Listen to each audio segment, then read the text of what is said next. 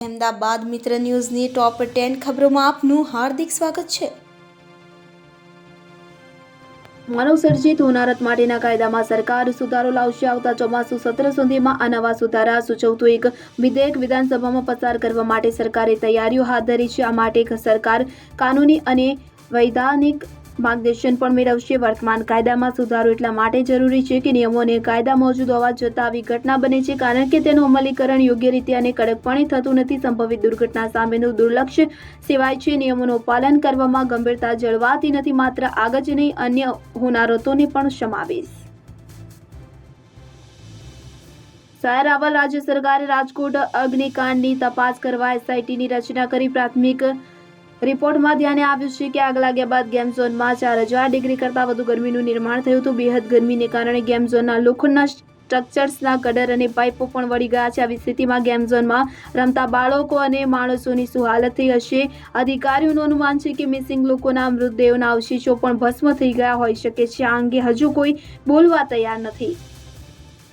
તપાસમાં ગેમિંગ ઝોનના ગંભીર છીંડા પડકાયા તો હિમાલયા મોલમાં આવેલા ફન ઝોનમાં તો જમ્પિંગ કાર ઝોનના પાછળના ભાગમાં ડીઝલ ઓઇલ અને જોખમી પ્રવાહી સ્ટોલ કરાયેલું હતું। આગના સંજોગોમાં પ્રવાહી ઘાતક પુરવાર થઈ શકે છે। અહેવાલમાં દર્શાવ્યા અનુસાર મોટાભાગના ગેમિંગ ઝોનમાં આગ લાગે તો ધુમાડો બહાર નીકળવા માટેની કોઈ વ્યવસ્થા દેખાઈ નથી। આ ઉપરાંત એક્ઝિટ કે એસ્કેપ માટે યોગ્ય જોગવાઈ ન હતી। મોટાભાગના ગેમિંગ ઝોનમાં લૂઝ વાયરો હતા તેમજ ફાયર એલાર્મ બંધ હતા અને આ સાથે જ અનેક ફાયર સાધનો પૂરતા પ્રમાણમાં હતા નહીં।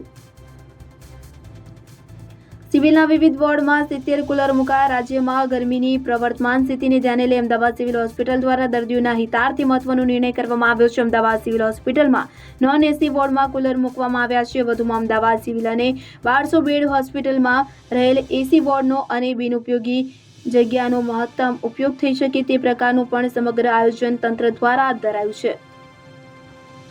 આજે લખનઉ, દિલ્હી અને મુંબઈથી અમદાવાદ આવતી ફ્લાઇટ રદ। અમદાવાદ એરપોર્ટ પરથી ઉડાન ભરતી કુલ 56 ફ્લાઇટ વિલંબિત થઈ હતી જ્યારે 2 ફ્લાઇટ રદ થઈ છે। તદુપરાંત દેશ વિદેશમાંથી અમદાવાદ એરપોર્ટ પર આવતી કુલ 25 ડોમેસ્ટિક અને ઇન્ટરનેશનલ ફ્લાઇટ વિલંબિત થઈ છે જ્યારે 3 ફ્લાઇટ રદ થઈ છે। અને ઉલ્લેખનીય છે કે ગતરોજ પશ્ચિમ બંગાળના કેટલાક ભાગોમાં રમેલ વાવાઝોડાએ વિનાશ વેર્યો છે। આ કારણોસર દેશના પૂર્વીય તટ પર આવેલા એરપોર્ટ પરથી ફ્લાઇટ ઓપરેશન પણ થોડા સમય માટે બંધ કરવામાં આવ્યું હતું। વિપક્ષે એમટીએસ સત્તાધીશો વિરુદ્ધ તેઓએ સૂત્રોચ્ચાર કરીને વિરોધ પણ નોંધાવ્યો। વિપક્ષ કોંગ્રેસ દ્વારા શાસક પક્ષ ભાજપને આવેદનપત્ર આપી અકસ્માતમાં મૃત્યુ પામનાર લોકોને વળતર આપવામાં આવે અને જવાબદારો સામે કાર્યવાહી કરવા માટેની માંગ કરવામાં આવી હતી। છેલ્લા 10 વર્ષથી ટ્રાન્સપોર્ટ મેનેજર તરીકે ફરજ બજાવતા અધિકારીને પણ બદલી કરી દેવામાં આવીની માંગ કરવામાં આવી હતી। મેયરે આવેદનપત્ર સ્વીકારી જે પણ અકસ્માતની ઘટના બને છે તેમાં યોગ્ય કાર્યવાહી કરવામાં આવે તેમ જણાવ્યું હતું। વિપક્ષી એમટીએસ સત્તાધીશો વિરુદ્ધ તેઓએ સૂત્રોચ્ચાર કરીને વિરોધ પણ નોંધાવ્યો હતો। ઠંડા પવન ફૂંકાતા શહેરનું વાતાવરણ પલટાયું। હવામાન વિભાગ દ્વારા આવતીકાલથી રાજ્યના વિવિધ શહેરોનું મહત્તમ તાપમાન ઘટશે તેવી આગાહી કરવામાં આવી હતી પરંતુ આજે છેલ્લા 24 કલાકની સરખામણીમાં અનેક જિલ્લાઓમાં તાપમાનનો પારો જે છે તેમાં વધારો નોંધાયો હતો। આજે દિવસ દરમિયાન ગુજરાતભરમાં સૌથી મહત્તમ તાપમાન સાથે અમદાવાદ અને કચ્છ કંડલા સૌથી વધુ ગરમ રહ્યું હતું જ્યારે આજે અમદાવાદનું મહત્તમ તાપમાન 45.2 ડિગ્રી અને કંડલાનું મહત્તમ તાપમાન 45.3 ડિગ્રી નોંધાયું હતું પરંતુ સાંજે હવામાન વિભાગની આગાહી અનુસાર ઠંડા પવનો ફૂંકાવાને કારણે અમદાવાદના વાતાવરણમાં પલટો આવ્યો હતો। શહેરીજનોને કાળઝાળ ગરમીમાંથી મુક્તિ મળીને ઠંડકનો અહેસાસ થયો હતો। અમદાવાદમાં પ્રેમ પ્રકરણ હત્યા સુધી પહોંચ્યું। શહેરમાં પ્રેમ સંબંધમાં ઘરના મોભીને છરીના ઘા મારી દેતા સારવાર દરમિયાન મોત નીપજ્યું હોવાની ફરિયાદ માધવપુરા પોલીસ સ્ટેશનમાં નોંધાઈ છે। આરોપીઓએ બાણીના પ્રેમીના સગાને તેમના ઘરે બોલાવીને જેમ તેમ બીભત્સ ગાળો બોલી હતી ત્યારબાદ છરીના ઘા મારીને લોહી લુહાણ કરી નાખ્યા હતા। પોલીસે ફરિયાદના આધારે વધુ કાર્યવાહી હાથ ધરી।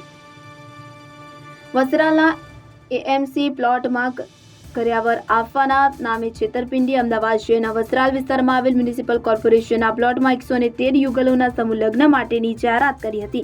દરેક યુગલ પાસેથી 22,000 રૂપિયા ઉઘરાવાયા બાદ લગ્નના દિવસે જ આયોજકો દ્વારા સમૂહ લગ્નનું આયોજન ન કરવામાં આવતા અમરાઈવાડી પોલીસ સ્ટેશનમાં ફરિયાદ નોંધાવવામાં આવી હતી। લગ્નના તાંતને બંધાવનાર વરરાજા અને કન્યાના પરિવારજનો જ્યારે વસ્ત્રાલ ખાતે પહોંચ્યા હતા ત્યારે ત્યાં લગ્ન મંડપ કે કંઈ જ સમૂહ લગ્નની તૈયારી જોવા મળી ન હતી જેથી સમગ્ર વિધિ કર્યા બાદ લગ્ન ન હોવાનું જાણવા મળતા 200થી વધુ લોકો અમરાઈવાડી પોલીસ સ્ટેશન ખાતે હોબાળો કર્યો હતો।